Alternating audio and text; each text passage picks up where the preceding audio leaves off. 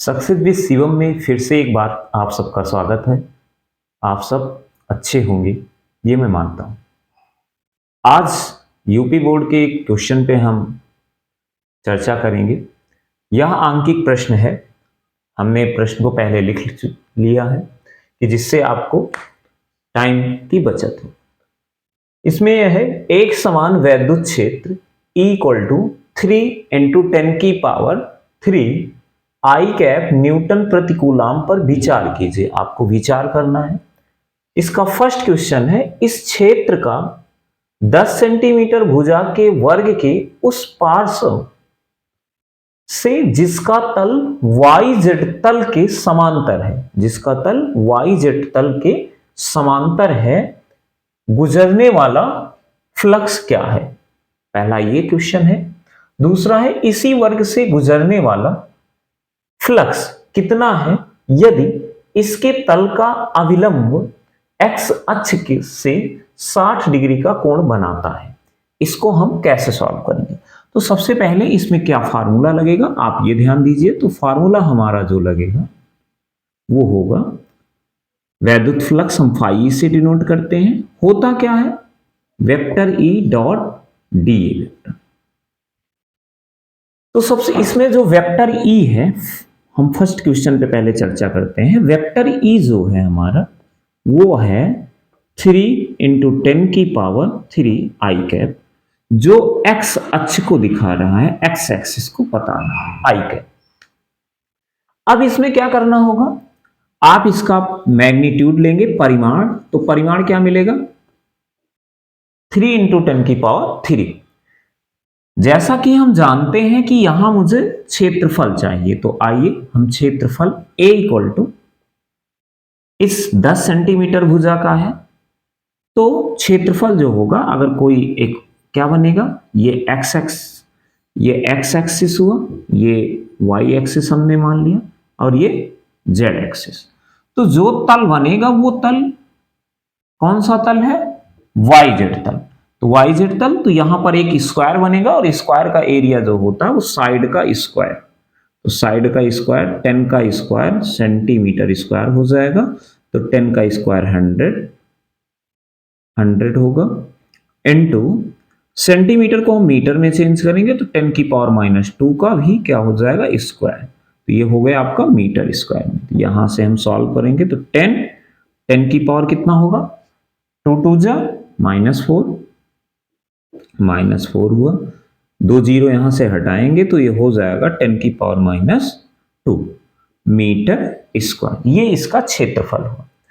अगर हम ध्यान से देखें तो जो कोई भी प्लेन है, ये आप हथेली हमारा मानिए YZ प्लेन। कौन सा प्लेन है ये, YZ प्लेन के समांतर कोई प्लेन है, तो यहां से जो क्षेत्रफल होता है वो प्लेन की क्या होता है, परपेंडिकुलर होता है। तो ये परपेंडिकुलर हुआ।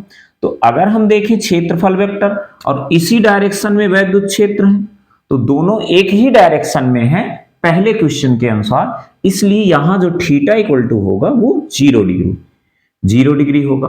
अब हम यहां पर क्या करेंगे, फार्मूले का यूज करेंगे। तो फाई = होगा, E डॉट हटाएंगे तो हो जाएगा EA cos थीटा।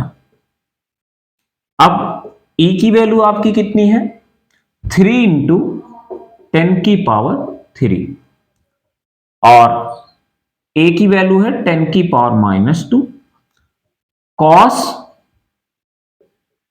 0 डिग्री।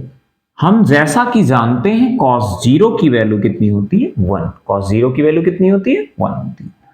तो ये हो जाएगा 3 × 10⁻³ इंटू 1। तो ये हो जाएगा 3 × 10⁻³ करेंगे तो क्या होगा, 1। तो ये हो जाएगा आपका 30। मात्रक क्या लिखेंगे, न्यूटन मीटर। क्या होगा, newton metre. Newton metre square प्रति कूलम, ये आपका मात्रक होगा।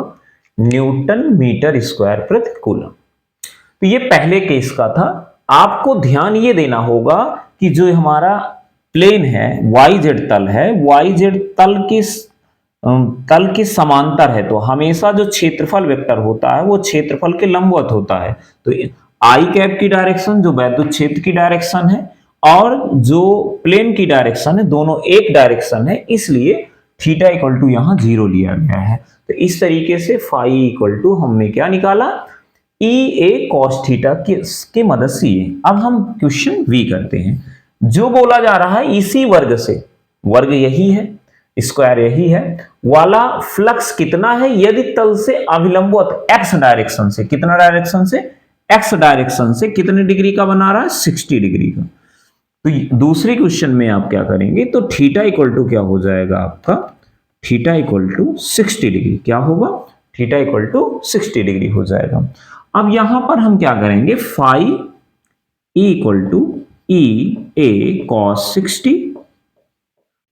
तो आपका E की वैल्यू है 3 इंटू 10 की पावर 3, A की वैल्यू 10 की पावर -2 इंटू कॉस 60 की जो वैल्यू होती है वो 1/2, कॉस 60 की वैल्यू 1/2। तो अब यहां से हम जब सॉल्व करेंगे तो ये हो जाएगा 3/2, 10 की पावर जो 3 -2, तो हो जाएगा 3/2 इंटू 10 की पावर 1, तो ये हो जाएगा 30/2 मतलब 50। ये होगा आपका न्यूटन मीटर स्क्वायर प्रति कूलम। तो दोनों का आंसर, एक आंसर हमको ये मिलता है और सेकंड का आंसर ये मिलता है।